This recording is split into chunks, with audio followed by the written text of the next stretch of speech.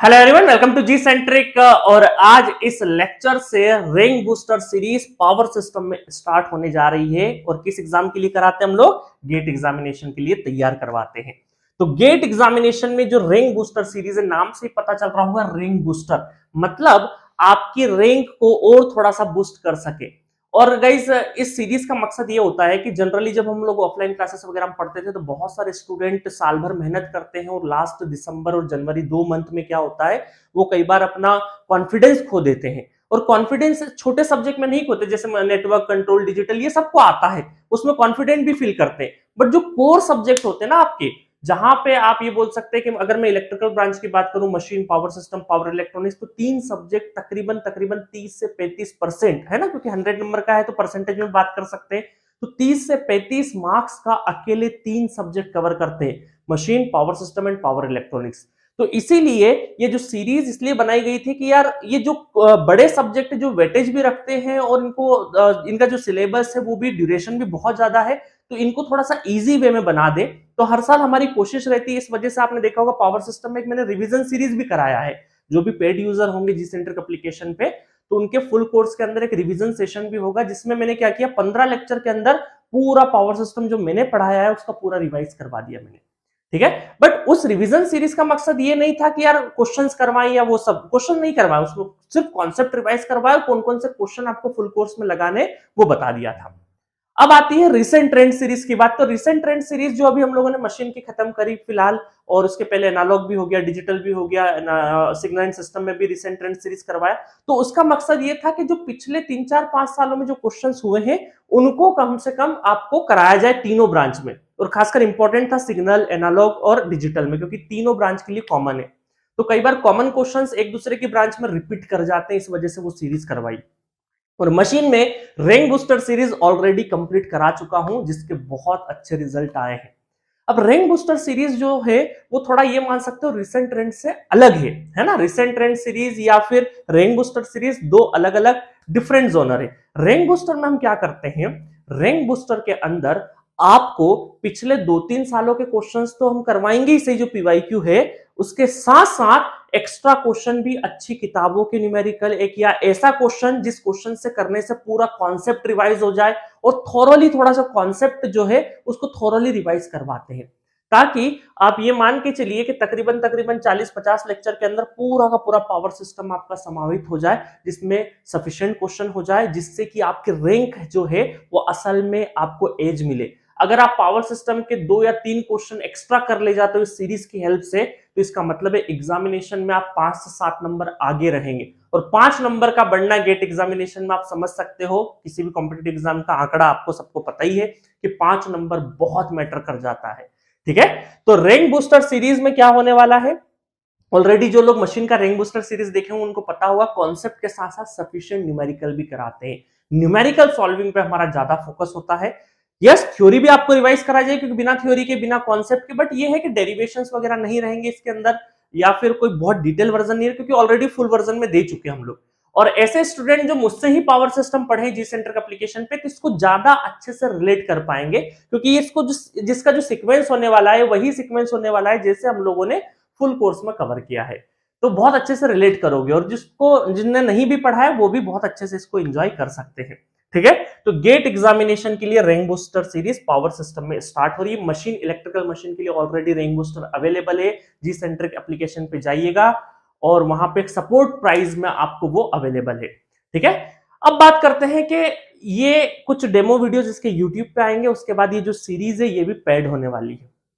ठीक है, but pricing से वरी मत होइए, प्राइसिंग उतना ही है, बिल्कुल सपोर्ट कैटेगरी वाली प्राइसिंग सेगमेंट में ही रहने वाला है। अब ऐसे स्टूडेंट को परचेस नहीं करना है ये वाला सीरीज जो कि पावर सिस्टम ऑलरेडी कैरी करे हुए हैं। जी सेंट्रिक एप्लीकेशन के जी सेंट्रिक एप्लीकेशन पर जिनके पास पावर सिस्टम का फुल वर्जन है उनको ये कोर्स परचेस नहीं करना, उसके इसमें ऑटोमेटिक ऐड हो जाएगा। ऐसे स्टूडेंट जिनके पास फुल कोर्स है, चाहे वो 1 मंथ का हो, 3 मंथ का हो, 6 मंथ का हो, 1 ईयर का हो, 2 ईयर का हो, ऐसे स्टूडेंट को भी रैंक बूस्टर सीरीज परचेस करने की जरूरत नहीं है अलग से, उनके कोर्स में भी ऑटोमेटिक ऐड हो जाएगा। जी सेंटर पे बहुत सारी चीजें जो हम लोग अपडेट करते रहते हैं वो ऑटोमेटिक ऐड कर देते हैं।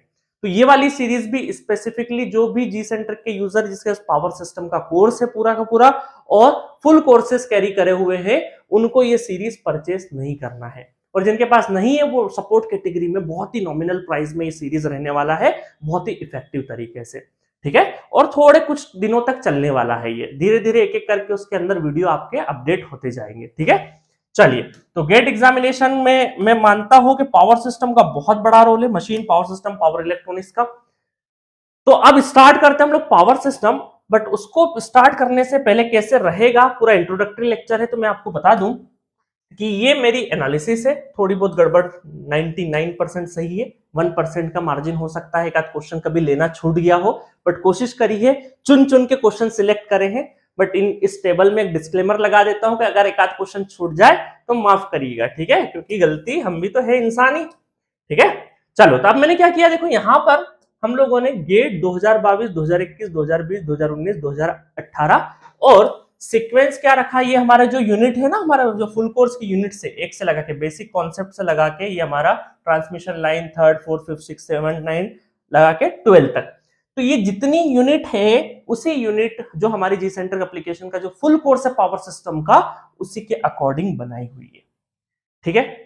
अब ये एनालिसिस देखिए क्या होगा, अभी 2022 तक है, हो सकता है इसके बाद 2023, 2024, 2025 के भी जो क्वेश्चंस होंगे इस सीरीज के अंदर ऑटोमेटिक ऐड होते जाएंगे। तो ऐसे स्टूडेंट जो 2023, 2024, 2025, 2026 तक के लिए तैयारी कर रहे हैं, उनके लिए भी जैसे जैसे आते जाएंगे पेपर, तो इस सीरीज के अंदर अपडेट होते जाएंगे ऑटोमेटिकली, ठीक है। चलिए, तो अब देखो स्टार्ट करते हैं, यहाँ पे क्या है, इसमें आप देखोगे, मैं थोड़ा सा छोटा कर देता हूं, आई थिंक आपको नजर आएगा, है ना, मैं बोल दूंगा क्योंकि एक उस पर दिखेगा तो अच्छा रहेगा, ठीक है। देखो यहाँ पे बेसिक कॉन्सेप्ट, बेसिक कॉन्सेप्ट में 2021 में 1 मार्क्स का आया, बाकी इधर कुछ भी नहीं है ना। क्या है बेसिक कॉन्सेप्ट में, ऑलरेडी हम लोगों ने 18-19 लेक्चर में बेसिक कॉन्सेप्ट्स कवर करे, पूरे पावर सिस्टम के जो भी बेसिक्स है वो सारे के सारे यहाँ पे हमने कवर करे हैं। ट्रांसमिशन लाइन में 2022 में आया है, 19 में आया है ना, 1 मार्क्स 2 मार्क्स समझ लेना है ना, ठीक है। Voltage control and power factor improvement, यहां से 2020 में क्वेश्चन आया, 2018 में आया है। उसके बाद बात करें फॉल्ट एनालिसिस की, तो फॉल्ट एनालिसिस में देखें 22, ये पूरा फॉल्ट में जितने पिछले 5 साल है वहां सब में से क्वेश्चन आए हैं, ठीक है। पावर सिस्टम स्टेबिलिटी, यहां पर ये 21 और 20 2 साल छोड़ दे, उसके पहले भी क्वेश्चन है, इसके इधर भी है, और उसके पहले अगर जाओगे पिछले तो स्टेबिलिटी से क्वेश्चन ही क्वेश्चन है, ठीक है। डिस्ट्रीब्यूशन सिस्टम से कोई भी डायरेक्ट क्वेश्चन नहीं आया है, ठीक है, पिछले 5 सालों में। UG cable, underground cable, underground cable से भी मात्र बोल सकता हूं मैं 2021 में ही एक क्वेश्चन था, ये जो 2022 वाला क्वेश्चन मैंने लिख जरूर दिया इसको यूजी केबल में, अंडरग्राउंड केबल में, अदरवाइज ये क्वेश्चन बिना केबल के नॉलेज के भी आप कर सकते थे, ठीक है। बट फिर भी मैंने यूजी केबल, केबल का नाम लिया है उसमें, इस वजह से मैंने यहाँ पे कर दिया है, अदरवाइज बिना यूजी के मतलब अंडरग्राउंड केबल के भी आप इस क्वेश्चन को क्रैक कर सकते हो आसानी से, ठीक है। उसके बाद आते हैं हम लोग इंसुलेटर, इंसुलेटर से भी कोई क्वेश्चन नहीं आया है 5 सालों में, ठीक है, कोई भी क्वेश्चन नहीं आया है। उसके बाद बात करें load flow analysis, load flow analysis से 22 में नहीं आया, बट 21 में क्वेश्चन है, 20 में है, 19 में, 18 में, और बहुत ही बेसिक्स क्वेश्चन होते हैं, बहुत ऐसा आउट ऑफ बॉक्स चीजें नहीं पूछी जाती है। हाँ, एक आध क्वेश्चन सरप्राइज कर सकता है, वो तो हर सब्जेक्ट से करता है, चाहे नेटवर्क की भी बात करें तो 1 क्वेश्चन आपको हमेशा सरप्राइज करेगा, हो सकता है, क्योंकि 65 के 65 क्वेश्चन तो करना नहीं है, पूरे के पूरे 100 मार्क्स का तो अटेम्प्ट लेना नहीं है, तो इस वजह से हर एक सब्जेक्ट में एक आध क्वेश्चन हमेशा सरप्राइज करेगा, ताकि स्टूडेंट उलझ के रह जाए, ठीक है। तो यहाँ पे बाकी के एक आध क्वेश्चन बहुत अच्छा है, बाकी बहुत इजी क्वेश्चन है, कोई दिक्कत नहीं, सब बना लोगे। पावर जनरेशन एंड इकोनॉमिक्स, इसी को हम लोग क्या बोलते हैं आगे चल के, इकोनॉमिक लोड डिस्पैच, है ना, ईएलडी, इकोनॉमिक लोड डिस्पैच। ये वाला जो टॉपिक है ना, इकोनॉमिक लोड डिस्पैच वाला, ये वाला जो टॉपिक है 2016 के पहले था, 2016 से हटा दिया था, फिर वापस 2021 से ऐड कर दिया, पावर जनरेशन एंड इकोनॉमिक्स। इसमें मैंने कुछ डाइवर्सिटी फैक्टर, लोड फैक्टर, इनके फॉर्मूले भी डिराइव करवाए हैं इस वाली यूनिट में, ठीक है। चलो, तो अब क्या हुआ, यहां से क्वेश्चन पिछले 3 सालों में पूछे गए हैं। उसके बाद बात करें लोड फ्रीक्वेंसी कंट्रोल, जैसे गवर्नर ड्रूप वगैरह हो गया, है ना, तो ये लोड फ्रीक्वेंसी कंट्रोलर, यहां से भी क्वेश्चन 22 में आया है और 20 में आया है। उसके बाद पावर सिस्टम प्रोटेक्शन से भी पिछले 5 सालों की बात करें, 2 साल 2020 में भी और 2022 में भी, यहाँ पे भी एक थ्योरेटिकल क्वेश्चन था सिर्फ और सिर्फ, वो सारा का सारा आया हुआ है। तो आप देखोगे कि पिछले 5 साल का एनालिसिस अगर देखोगे तो एक टॉपिक है जिससे हर साल क्वेश्चन आता है, और वो कौन सा टॉपिक है, that is fault analysis. That is fault analysis. इस टॉपिक से हर साल क्वेश्चन आया है। इसी वजह से आप देखोगे मशीन जो पावर सिस्टम का मैंने सेगमेंट भी रखा है ना, क्या करा मैंने, बेसिक्स पढ़ा दिया, ट्रांसमिशन लाइन पढ़ा दिया, voltage control, power factor improvement पढ़ा दिया। चाहता तो मैं पावर सिस्टम 1 के अकॉर्डिंग चलता और ये यूजी केबल है ना, अंडरग्राउंड केबल और इंसुलेटर को भी और डिस्ट्रीब्यूशन सिस्टम को भी मैं यहां पे पढ़ा देता, बट मैंने इन 3 चीजों को यहां पे नहीं पढ़ाया है। उसके पहले मैंने क्या पढ़ाया है, फॉल्ट पढ़ाया है, क्योंकि हमें अपने कॉम्पिटिटिव एग्जाम्स का भी ध्यान रखना है। ठीक है, सब्जेक्ट का सीक्वेंस भी ऐसा हो कि ऐसा नहीं हो कि 180 डिग्री शिफ्ट कर दो, थोड़ा सीक्वेंस में इस तरीके से मैंने मैनिपुलेट किया है ताकि अपना फ्लो भी नहीं बिगड़े और साथ में हम जिस एग्जाम का तैयारी कर रहे हैं उस एग्जाम के जो इंपॉर्टेंट टॉपिक है वो पहले पढ़ ले। क्योंकि गाइस क्या होता है ना, कोई भी सब्जेक्ट स्टार्ट होता है ना तो शुरुआत के 50% 60% सब्जेक्ट जब चलता रहता है ना तब तक जोश अच्छा रहता है स्टूडेंट का, उसके बाद थोड़ा सा जोश ठंडा होते जाता है। आप देखोगे किसी भी सब्जेक्ट में लास्ट वाले जो टॉपिक है ना उस पर थोड़ा सा फोकस कंपैरेटिवली कम हो जाता है, कंपैरेटिवली कम हो जाता है। ह्यूमन नेचर है, कोई भी चीज स्टार्ट होती है तो बड़े एक्साइटमेंट में होते हैं हम लोग, बड़े जोश में होते हैं और फिर धीरे धीरे धीरे धीरे क्या होता है, जोश थोड़ा सा कंपैरेटिवली जो शुरुआत में था उसके कंपैरिजन में कम हो जाता है। इसी वजह से मैं क्या करता हूं, जब आपका जोश अच्छा रहे शुरुआत में ही, तो फॉल्ट और स्टेबिलिटी ये जो 2 टॉपिक है जिसमें सबसे ज्यादा दिमाग लगता है ना, इनको मैं पहले ही करवा देता हूं, क्योंकि वेटेज भी ज्यादा है और थोड़ा सा पढ़ना भी कंपैरेटिवली क्या है, अच्छी चीज है, मतलब यहाँ पे नॉलेज लगता है, रियल नॉलेज लगता है आपका। ठीक है, तो इसी वजह से फॉल्ट और स्टेबिलिटी में ऊपर ले लेता हूं और डिस्ट्रीब्यूशन फिर यूजी केबल इंसुलेटर इनको बाद में पढ़ा देते हैं। अब आप बोलोगे सर इस हिसाब से तो आपको लोड फ्लो और ये सारे टॉपिक भी पहले पढ़ा देने चाहिए। नहीं नहीं, फिर तो सीक्वेंस गड़बड़ हो जाएगा ना पूरा का पूरा। ठीक है, तो सिर्फ और सिर्फ हमने क्या किया, जहां पे सीक्वेंस भी हमारा गड़बड़ नहीं हो और हमारे एग्जाम का पर्पस भी फुलफिल हो सके, इस वजह से सीक्वेंसिंग इस तरीके से रखी। ठीक है, फॉल्ट, स्टेबिलिटी, डिस्ट्रीब्यूशन, फिर इसके बाद फिर लोड फ्लो, फिर पावर जनरेशन और इस तरीके से। और 12 unit as it is 12 unit के फॉर्म में जी सेंट्रिक एप्लीकेशन पे भी आपका पूरा पावर सिस्टम डिजाइन किया हुआ है। ठीक है, तो अब अगर हम लोग टोटल मार्किंग पे बात करें अगर, तो यहां पे आपको देखो 10 number, 10 number, 9 number, 11 number, 10 number, मतलब 9 से लगा के 11 के बीच में तो पावर सिस्टम से क्वेश्चन आएगा ही आएगा। अगर बात करें क्वेश्चंस की तो 7 क्वेश्चन, 7 क्वेश्चन, 6 क्वेश्चन, 7 7। तो आप देख रहे हो पिछले 5 सालों में बात करें तो सिर्फ एक ही बार 6 क्वेश्चन, बाकी तो क्या है, मेजोरिटी 7 क्वेश्चन के आसपास। मतलब उन्होंने फिक्स पैटर्न बना रखा है कि 7 क्वेश्चन तो पावर सिस्टम से पूछना ही पूछना है। इसके अंदर हालांकि मिक्सिंग रहेगा, 1 मार्क्स और 2 मार्क्स दोनों के क्वेश्चंस रहेंगे, but 7 questions out of 65 question, 7 question कहां से रहेंगे, पावर सिस्टम से रहेंगे। अब बहुत सारे स्टूडेंट क्या करते हैं कि सिंक्रोनस मशीन जो होता है ना, सिंक्रोनस मशीन इलेक्ट्रिकल मशीन का भी पार्ट होता है और पावर सिस्टम में भी सिंक्रोनस मशीन के ऊपर या जनरेटर के ऊपर स्टेबिलिटी वगैरह के क्वेश्चंस होते हैं।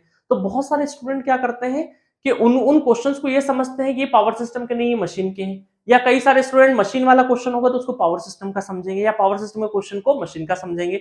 तो कुछ 2-3 क्वेश्चन में ऐसा होता है, हमेशा डिबेट रहता है, स्टूडेंट सोचता है कि मशीन का है, ये पावर सिस्टम का है ना। तो इसका मतलब है वहां पे कंफ्यूज मत होइएगा, मैंने पूरा प्रॉपर तरीके से इलेक्ट्रिकल मशीन का क्या पोर्शन होता है सिंक्रोनस मशीन में और पावर सिस्टम का क्या पोर्शन होता है, दोनों को अलग करके पढ़ाया है ना। और संभव कई बार क्या होता है ना कि जब ऑफलाइन क्लासेस होती है तो कोई इलेक्ट्रिकल मशीन का टीचर आया, उसने ये ड्रूप कैरेक्टरिस्टिक्स वगैरह बोल दिया कि चलो ये पावर सिस्टम वाले सर पढ़ाएंगे, पावर सिस्टम वाले फैकल्टी है, चलो ये लोड फ्रीक्वेंसी कंट्रोलर तो तुमने मशीन में भी पढ़ा होगा, चलो छुड़वा देते हैं। तो ऐसे 1-2 टॉपिक ऐसे होते हैं जो पावर सिस्टम वाले फैकल्टी को लगता है मशीन वाला पढ़ा देगा, मशीन वाले को लगता है पावर सिस्टम वाला पढ़ा देगा और बच्चों का नुकसान हो जाता है उस चक्कर में। ऐसा कई बार ऑफलाइन क्लासेस में होता था, बट पावर सिस्टम और मशीन दोनों ही सब्जेक्ट में पढ़ाता था और ज्यादातर मैंने बैचेस में लगभग मशीन और पावर सिस्टम एक ही जगह, दोनों सब्जेक्ट एक जगह पढ़ाए ही हैं बहुत सारी जगह पे। तो इस वजह से इन टॉपिक्स का मैंने खासा ध्यान रखा है। इस वजह से आप भी देखोगे ना मशीन और पावर सिस्टम जब मुझसे पढ़ोगे दोनों सब्जेक्ट तो आपको फील होगा कौन सी चीज पावर सिस्टम में, कौन सी चीज मशीन में है। ठीक है, चलो, तो इसका मतलब है वेटेज वाइज बहुत इंपॉर्टेंट है, ये मैंने एनालिसिस दे दिया है, ये एनालिसिस आपके लिए बहुत काम का है। प्लीज ऐसा मत समझना कि ये क्वेश्चन यहां से तो क्वेश्चन नहीं आता, इस टॉपिक को छोड़ दें, यहां से तो कम आता है इसको कम कर दें, ऐसा बिल्कुल भी मत करना, क्योंकि कोई स्टैंडर्ड पैटर्न नहीं है गेट एग्जामिनेशन में, कहीं से भी कैसा भी क्वेश्चन पूछा जा सकता है। ठीक है, तो प्लीज कभी भी देखो, इंसुलेटर भी हमारे सिलेबस में पूछा नहीं है अलग बात है, बट किसी दिन 1 नंबर का आ गया तो आप इस फेयर में बिल्कुल भी मत रहना, है ना। देखो बेसिक कॉन्सेप्ट में कॉन्सेप्ट बताऊंगा जहां से देखो पिछले 4 साल में सिर्फ एक ही बार क्वेश्चन आया है, बट वो क्वेश्चन अगर पता होगा, बेसिक कॉन्सेप्ट पढ़ा होगा तो ही बनेगा, अदरवाइज नहीं बनेगा। तो आप इस चक्कर में बिल्कुल मत रहना। ये मैंने टेबल इसलिए नहीं बनाई है कि इसको देख के आप टॉपिक को छोड़ सकें, ऐसा नहीं है, क्वेश्चन कहीं से भी आ सकता है, ठीक है। चलिए, बस ये है कि ज्यादा क्वेश्चन जिससे आते हैं उस पर हमारा फोकस थोड़ा सा ज्यादा रहेगा, है ना, फोकस सभी पे रहेगा, थोड़ा कम ज्यादा चलेगा। तो इस तरीके से आपका क्या रहता है ये पूरा पूरा रैंक बूस्टर सीरीज में। अब मैंने क्या किया, जो मेरा फुल कोर्स है ना उसमें आप देखोगे तो 18, 19 और 20, आई थिंक 20 तक के ये 3 साल के मैंने क्वेश्चंस करवा रखे हैं, ठीक है। 21 और 22 के क्वेश्चन शायद आपको नहीं मिलेंगे और इसमें से मैक्सिमम क्वेश्चन आप खुद भी कर लोगे, बट इस सीरीज में मैं क्या करूंगा, कुछ अच्छे क्वेश्चन, इन सब में से जो कुछ अच्छे क्वेश्चन होंगे जिससे कॉन्सेप्ट रिवाइज हो सके उन क्वेश्चन को रिपीट करूंगा। अदरवाइज पीवाईक्यू के क्वेश्चन को मैं ज्यादा रिपीट नहीं करने वाला हूं, कुछ स्टैंडर्ड क्वेश्चन कराऊंगा जिससे कि पूरा टॉपिक आपका रिवाइज हो सके, ठीक है। चलिए थोड़ा सा और शुरुआत कर देते हैं एक चीज की, कि पावर सिस्टम असल में होता क्या है उसका थोड़ा सा मैं ब्रीफ बता देता हूं, अदरवाइज तो आप मेरे हर एक जो फुल लेंथ लेक्चर होता है उसमें ये चीज सुनते हो। तो मैं आपसे पूछता हूं कि इलेक्ट्रिसिटी कहां से आ रही है, आप और अब अभी मैं यहाँ पे लाइटिंग लगा के और ये आपको स्मार्ट बोर्ड पे पढ़ा रहा हूँ, इस स्मार्ट बोर्ड में जो इलेक्ट्रिसिटी आ रही है वो कहां से आ रही है। हमारे घरों के सारे वायर कहां जाके जुड़ते हैं, एक जगह पे, कहां जाके जुड़ते हैं, एनर्जी मीटर में। कहां पे जुड़ते हैं, एनर्जी मीटर में। तो क्या एनर्जी मीटर में इलेक्ट्रिसिटी जनरेट हो रहा है क्या, नहीं। एनर्जी मीटर के पास बिजली कहां से आ रही है, इलेक्ट्रिसिटी कहां से आ रही है। आप देखोगे आपके घर के आसपास किसी नुक्कड़ पे एक डिस्ट्रीब्यूशन ट्रांसफार्मर होगा, वो वायर वहां से कनेक्टेड होगी, है ना, वायर पकड़ पकड़ के चलते जाओ कहां से आ रहा है ना। तो आपने अपने घरों का वायर पकड़ा और देखा तो एनर्जी मीटर पे गए, एनर्जी मीटर से कहां गए, नुक्कड़ के ट्रांसफार्मर पे गए जिसको हम डिस्ट्रीब्यूशन ट्रांसफार्मर बोलते हैं। डिस्ट्रीब्यूशन के ट्रांसफार्मर के पास क्या इलेक्ट्रिसिटी जनरेट कर सकता है क्या ट्रांसफार्मर, नहीं। ट्रांसफार्मर के पास भी कहीं से बिजली आई है ना। Transformer is like a courier company का हेड ऑफिस। ट्रांसफार्मर क्या है, कुरियर कंपनी का हेड ऑफिस है। वो बड़े कुरियर को छोटे में या छोटे कुरियर को बड़े में सिर्फ क्या करता है, कन्वर्ट करने का काम करता है, नॉट ट्रांसमिट। ट्रांसमिट तो हमारे कौन करते हैं, ट्रांसमिशन लाइन। तो ट्रांसफार्मर एक कुरियर कंपनी का हेड ऑफिस मान लीजिए, और उसमें जो कर्मचारी है जो डाक उठाते हैं और इधर उधर देते हैं उनको आप ट्रांसमिशन लाइन से रिलेट कर सकते हैं। तो ट्रांसफार्मर किसी भी लेवल के वोल्टेज को अप और डाउन करने की कैपेसिटी रखता है, वोल्टेज लेवल को बदलने की रखता है, डिपेंडिंग ऑन कि हमारी डिमांड क्या है, हमारा डिजायरेबल कंडीशन क्या, कौन सा वोल्टेज हमें स्टेप अप कराना, कौन सा डाउन कराना, इस तरीके से लगता है। चलो डिस्ट्रीब्यूशन ट्रांसफार्मर से आगे बढ़े तो कहां आएगा, एक लोकल सब स्टेशन आएगा, उसके बाद जाएंगे एक मेन स्टेशन आएगा, उसके पास भी कहां से आ रही होगी, हंड्रेड्स ऑफ किलोमीटर दूर एक पावर जनरेटिंग स्टेशन होगा, वहां से आ रहा होगा। वो हाइडल भी हो सकता है, थर्मल भी हो सकता है, न्यूक्लियर भी हो सकता है, ठीक है। और पूरा का पूरा पावर सिस्टम काय में होता है, सिंक्रोनस में होता है, सिंक्रोनाइजेशन होता है, इंटरकनेक्टेड सिस्टम होता है, ठीक है। तो अगर बात करें अगर इंडिया की, तो यहां पर जो 60-65% जो इलेक्ट्रिसिटी आ रही है वो कहां से आ रही है, कोल बेस्ड प्लांट, जिसको हम क्या बोलते हैं, थर्मल पावर स्टेशन बोलते हैं। थर्मल पावर स्टेशन में क्या होता है, हम गए, हमने देखा कि वहां तो जनरेटर लगा हुआ है, जनरेटर के पास से इलेक्ट्रिसिटी जनरेट हो रही है। जनरेटर को कौन घुमा रहा है, जनरेटर को घुमाने वाला कौन है, टरबाइन। टरबाइन की ब्लेड घूम रही है सर, वो ब्लेड क्या कर रही है, हमारे प्राइम मूवर को घुमा रही है अल्टरनेटर के, और इलेक्ट्रिसिटी एक मशीन लगी हुई है जिसको अल्टरनेटर बोलते हैं, है ना, और वहां से इलेक्ट्रिसिटी जनरेट हो रही है। वो टरबाइन जो है वो कैसे घूम रहा है, फिर आपने बोला कि सर टरबाइन तो किसी भाप से घूम रहा है, स्टीम से घूम रहा है, हाई प्रेशर स्टीम उस टरबाइन के ऊपर स्ट्राइक करा रहे हैं और टरबाइन घूम रहा है। वो स्टीम कैसे आ रही है, वो स्टीम्स तो क्या है, वाटर से बन रही है, पानी को बॉईल कर रहे हैं सर, एक बॉयलर लगा हुआ है, बहुत बड़ा बॉयलर है सर, और उस बॉयलर के अंदर पानी है, हजारों लीटर पानी है, उस पानी को गर्म किया जा रहा है और गर्म करके भाप बनाई जा रही है, उस स्टीम से क्या कर रहे हैं, टरबाइंस को घुमा रहे हैं। अब वो जो पानी गर्म हो रहा है वो कैसे हो रहा है, आपके घर का सिलेंडर एलपीजी तो नहीं रखा होगा, वहां पे बड़े बड़े फर्नेस है जिसके अंदर क्या डाला जा रहा है, आग का ईंधन क्या है वहां पे, कोयला जिसको बोलते हैं हम लोग, है ना। तो एंथ्रासाइड, बिटुमिनस, बहुत सारे अलग अलग वैरायटी के कोल्स होते हैं, वो वहां पे फर्नेस में डाले जाते हैं, कोल को बर्न करते हैं, उससे पानी गर्म होता है, पानी से स्टीम, स्टीम से क्या होता है, स्टीम से टरबाइन, टरबाइन की ब्लेड घूमती है, टरबाइन की ब्लेड के बाद प्राइम मूवर घूमता है, जनरेटर घूमता है, जनरेटर के बाद आरपीएम फ्रीक्वेंसी साइकिल्स पर सेकंड में इलेक्ट्रिसिटी जनरेट कर देते हैं, ठीक है। ये पूरा सिस्टम होता है। कोल कहां से आता है, कोल आता है सर खदानों से। खदानों में कोल कैसे बनता है? हजारों सालों की प्रक्रिया के बाद। फोर्थ फिफ्थ क्लास में एक चैप्टर हुआ करता ना, कोल कैसे होता है, बनता है। हजारों सालों की प्रक्रिया के बाद भूमि के अंदर, अर्थ के अंदर क्या होता है, पूरा बनता रहता है और फिर कहीं कहीं कहीं कहीं पे हमें कोल मिलता है। ठीक है, और ये क्या है, लिमिटेड सोर्स है हमारा, ये लिमिटेड सोर्स है। इस थर्मल के बारे में क्यों डिटेल में बताया मैंने इतना, क्योंकि 60 to 65% जो एनर्जी का सोर्स है वो क्या है, हमारे पावर प्लांट जो है वो थर्मल पावर स्टेशन है, इस वजह से। ठीक है, चलो अब आते हैं, पूरी कहानी देख ली है ना। मैं अपने इमेजिनेशन में इंडस्ट्रियल ट्रेनिंग जब करते थे ना हम लोग, थर्मल पावर स्टेशन आपने देखे होंगे, अगर नहीं देखे तो प्लीज कभी आपके आसपास थर्मल पावर स्टेशन हो तो जरूर विजिट करिएगा, बहुत मजा आता है चीजों को देखने में। ठीक है, चलो तो यहां पे हम देखेंगे कि टरबाइन है हमारा, क्या है, टरबाइन, टरबाइन।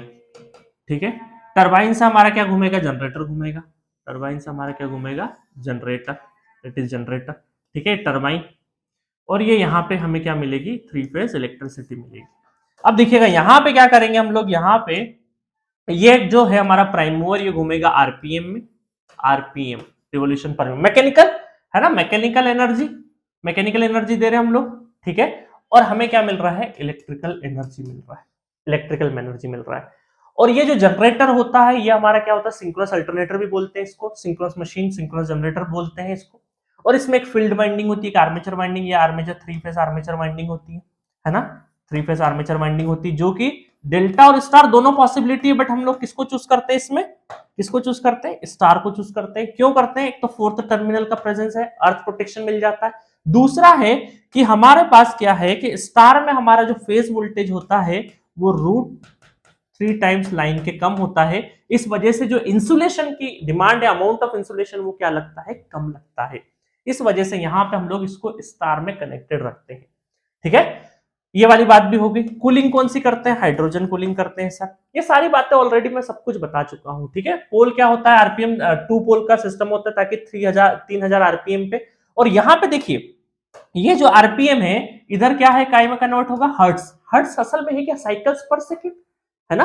तो इसलिए मैकेनिकल और इलेक्ट्रिकल क्वांटिटी के बीच में रिलेशन होता है, और इसकी पूरी मॉडलिंग पढ़ते हैं। ये सब कहां में पढ़ते हैं हम लोग, पावर सिस्टम स्टेबिलिटी में हमने जनरेटर की मॉडलिंग करी है, उसमें पूरा का पूरा सिस्टम पढ़ा, और यहां से क्वेश्चंस भी आता है। अच्छा, इन दोनों के बीच में देखेंगे तो NS = 120F/P, that is the relation. क्योंकि यहां पे क्या होगा, देखिएगा कोई भी इलेक्ट्रिसिटी में देखो फ्रीक्वेंसी आरपीएम में चेंज हुआ, इसका मतलब किस में चेंज होगा, फ्रीक्वेंसी में, क्योंकि पी तो क्या, नंबर ऑफ पोल तो क्या है, फिक्स है। इसका मतलब दूर बैठे इस रूम के अंदर अगर मैं एक लाइट को कम ज्यादा करता हूं तो किस पे इंपैक्ट आएगा, फ्रीक्वेंसी पे इंपैक्ट आएगा। और फ्रीक्वेंसी पे इंपैक्ट आने का मतलब है कि यहाँ पे आरपीएम में चेंजेस होना, आरपीएम में चेंजेस होना मतलब पूरे सिस्टम में कहीं ना कहीं क्या हो रहा है, आरपीएम में चेंजेस हो रहे हैं। इसका मतलब पूरे सिस्टम में सिग्नल जा रहा है कि हाँ यहाँ पे आरपीएम में कमी आ रही है ना। कम आ रहा होगा तो ज्यादा और भेजो, बढ़ाना है, और ज्यादा बढ़ रहा होगा तो इसका मतलब कम करना है, मतलब इसको एक डिजायरेबल लिमिट पे ही रखना है। तो पूरे पावर सिस्टम इस जनरेटर से बहुत ज्यादा दूर पे जो लोड लगा हुआ है, जाकि हाँ जहां पे हम बैठे, लोड सेंटर पे बैठे हैं ना हम लोग, तो यहां पे एक बड़ा एरिया अगर इलेक्ट्रिसिटी कम ज्यादा करते हो, आपके घर का एक बल्ब भी कम ज्यादा करते हो, तो उसका माइन्यूट सा भी इफेक्ट काय में कैरी होता है, फ्रीक्वेंसी में होता है। ठीक है, इसलिए आप देखोगे कि पावर प्लांट के अंदर एक कंट्रोल रूम होता है, जिसमें फ्रीक्वेंसी का जो बोर्ड होता है ना, डैशबोर्ड, वो बड़ा सा होता है, फ्रीक्वेंसी पे बहुत ज्यादा ध्यान रखते हैं। 2.5% इधर, 2.5% है ना, ±2.5% का वेरिएशन होना चाहिए, इससे ज्यादा का वेरिएशन फ्रीक्वेंसी में नहीं होना चाहिए। ठीक है, इस चीज का आप ध्यान रखना। चलो अब फिर क्या है, सारा चीज मैंने बता दिया था, पूरा पूरा डिस्कशन ऑलरेडी मैं फुल कोर्स में बता चुका हूं। उसके बाद देखो यहाँ पे ये क्या है, हमारा बस बार है, इनफाइनाइट बस बार। इनफाइनाइट बस बार का मतलब है कि वोल्टेज और फ्रीक्वेंसी उस पर क्या रहे, चेंज नहीं हो। फिर ये क्या है हमारा, step up transformer, step up transformer. अच्छा, जनरेटिंग वोल्टेज कितना होता है, जनरेटिंग वोल्टेज हम लोग क्या करते हैं, 11 किलो वोल्ट से लगा के 25 किलो वोल्ट तक ही हमारा जनरेटिंग वोल्टेज होता है, इससे ज्यादा नहीं। क्योंकि जनरेटर को इसमें क्योंकि वोल्टेज लेवल बढ़ाएंगे तो फिर इंसुलेशन का भी हमारे पास लिमिटेशन है, इस वजह से हम लोग बियॉन्ड इसके नहीं जाते हैं। और अगर मैं बात करूं जो हमारे स्टेट के पावर प्लांट वगैरह होते हैं, वो तकरीबन 15 से लगा के 16 किलो वोल्ट पे ही क्या होते हैं, जनरेट होते हैं। फिर क्या करते हैं, इस वोल्टेज को, क्योंकि ट्रांसमिट करना है, लोड तक ले जाना है, इसलिए इकोनॉमिकल होना चाहिए, तो हम लोग क्या करते हैं कि हायर वोल्टेज पे ट्रांसमिट करेंगे तो हमारा पावर ट्रांसमिशन क्या रहेगा, इकोनॉमिकल रहेगा। ठीक है, क्योंकि power transmission is proportional to power transmission is proportional to power transmission is proportional to voltage square. Voltage 2 गुना बढ़ाओगे तो ट्रांसमिशन 4 गुना बढ़ेगा, और जो लॉस है, लॉस क्या होगा, जो लॉस है वो क्या होता है, आई स्क्वायर आर। तो करंट के प्रोपोर्शनल, तो वोल्टेज हमने क्या कर दिया, बढ़ा दिया, तो करंट कम हो जाएगा उसमें, और हमारा जो लॉस है वो भी क्या हो जाएगा, कम हो जाएगा। ये सारी थ्योरी ऑलरेडी मैं फुल कोर्स में बता चुका हूं आपको। ठीक है, जस्ट आपको इंट्रो दे रहा हूं ताकि थोड़ा सा फील आए कि हाँ पावर सिस्टम में हम एंटर कर चुके हैं। ठीक है, मुझे भी थोड़ा सा क्या है, जोश चाहिए कि नहीं, तो चीजों को थोड़ा सा बता देते हैं, बेसिक बेसिक चीजें, फिर स्टार्ट करेंगे। ठीक है, चलो, तो बहुत सारे थाउजेंड्स तो नहीं, हंड्रेड्स ऑफ ट्रांसफार्मर लगे रहेंगे, इस है ना। ये कहाँ पे करते हैं हम लोग, सपोज करो 15 किलो वोल्ट है, तो इसको हम लोग स्टेप अप करेंगे जनरलाइज 400 किलो वोल्ट पे, फिर इसको डाउन करते जाएंगे, डाउन करते जाएंगे, डाउन करते जाएंगे, और फिर मैं सारे ट्रांसफार्मर नहीं बना रहा हूँ, एक ट्रांसफार्मर बना देता हूँ लास्ट में, और उसके बाद ये हमारा क्या रहेगा, लोड रहेगा। ठीक है, लोड हमारे अलग अलग कैटेगरी में बढ़ सकते हैं, सिंगल फेस लोड भी हो सकता है जिसको डोमेस्टिक बोलते हैं, और ये हमारा 3 फेस लोड भी होता है जिसमें इंडस्ट्री और जो बड़े लोड होते हैं वो सब इसमें 3 फेस में ही आएंगे। ठीक है, तो इस तरीके से पूरा पावर सिस्टम आपका क्या रहेगा, यहां तक रहेगा। तो अगर मैं बोलूं डेफिनेशन पावर सिस्टम की, तो क्या बोल सकते हैं, the system which is existing between generating station to the main load centre, या फिर सर्विस मेन्स भी बोल सकते हैं ना, जहां डिस्ट्रीब्यूशन सेंटर से जो इंडिविजुअल हाउसेस में इलेक्ट्रिसिटी जा रही है उन वायर्स को हम लोग क्या बोलते हैं, सर्विस मेन्स बोलते हैं। ठीक है, तो जनरेटर से लगा के सर्विस मेन्स के बीच में जो पूरा सिस्टम एग्जिस्ट करता है, जिसको क्या बोलते हैं हम लोग, पावर सिस्टम बोलते हैं। अब इसके अंदर बहुत सारी चीजें इन्वॉल्व है, क्या क्या इन्वॉल्व है, जनरेटर इन्वॉल्व है, ट्रांसफार्मर, ट्रांसमिशन लाइन, और लोड में भी हमारे पास इंडक्शन मोटर। तो असल में पावर सिस्टम क्या है ना, एक बोल सकते कलेक्शन, कॉम्बिनेशन ऑफ, और या बोल सकते कलेक्शन ऑफ सब्जेक्ट्स। मशीन का भी उतना ही नॉलेज चाहिएगा जितना आप पावर सिस्टम अगर सीखना है तो मशीन आना ही चाहिए आपको। ठीक है, ताकि बहुत अच्छे से आप चीजों को रिलेट कर पाओगे।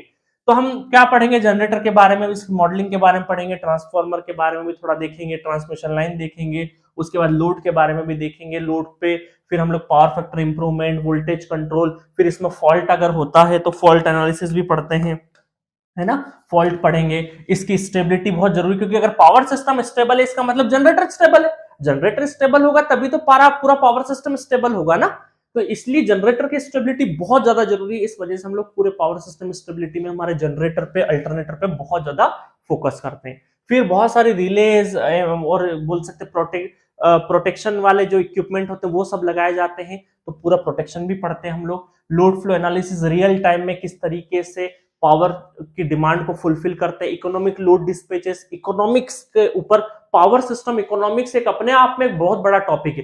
देखिए जो मैं यहाँ सिलेबस लिखा हूं ना, ये पूरे के पूरे 12 पॉइंट, ये सारे टॉपिक्स अपने आप में एक एक करके पीएचडी टॉपिक्स है, कि भाई किसी पावर सिस्टम इकोनॉमिक्स में आगे चल के पीएचडी करना है तो इस पर्टिकुलर सेगमेंट में ही पीएचडी कर सकता है, बहुत अलग अलग जिसमें रिसर्च कर सकता है। ये एक एक टॉपिक अपने आप में एक रिसर्च टाइप के हैं, रिसर्च सेगमेंट है, क्योंकि बहुत बड़ा पावर सिस्टम है। अभी हमें यूजी लेवल पे अंडर ग्रेजुएशन में, नॉट अंडरग्राउंड है ना, अंडर ग्रेजुएशन प्रोग्राम में हमें सिर्फ और सिर्फ छोटी छोटी चीजें पढ़ना है, अदरवाइज ये समंदर है, जितना ज्यादा जानोगे उतना ऐसा लगेगा कुछ जानते ही नहीं है।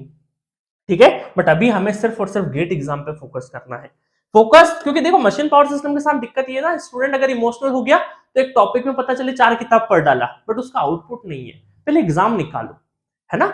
मैं ये नहीं बोल रहा कि नॉलेज के बिना एग्जाम निकल जाएगा, नॉलेज तो चाहिएगा, बट एक लिमिटेशन पता होनी चाहिए, बाउंड्री लाइन पता होनी चाहिए, ये हमारे सिलेबस का हिस्सा है, इससे बाहर नहीं जाना है, क्योंकि एग्जाम में स्कोर करोगे। Indian education system is a number system, number आएगा तो वैल्यू है, नहीं आएगा तो नहीं वैल्यू है। ठीक है, नॉलेज को बोल सकते प्रूफ करने के लिए मार्कशीट पे नंबर होना जरूरी है। ठीक है, अब ट्रुथ है तो है, अब इससे हम क्या कर सकते हैं। चलो, ये पूरा पावर सिस्टम हो गया। अब हम लोग क्या करेंगे नेक्स्ट लेक्चर में, देखो ये पूरा का पूरा पहले यूनिट 1 कवर करेंगे। यूनिट 1 हमारी क्या है, बेसिक कॉन्सेप्ट्स है। इसमें हमने पहले में सिंगल फेस, 2 फेस, 3 फेस, ये नेटवर्क में ऑलरेडी नॉलेज ले चुके हैं। सेकेंड है पर यूनिट सिस्टम।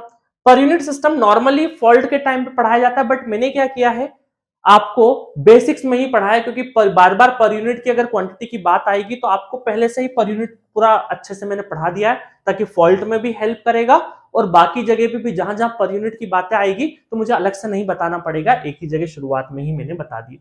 उसके बाद रिएक्टेंस डायग्राम। तो ये जो दो टॉपिक है ये ऑलरेडी हमारा फॉल्ट 25% यहाँ पे खत्म हो जाएगा, बेसिक्स भी खत्म हो जाएगा और फॉल्ट भी खत्म हो जाएगा।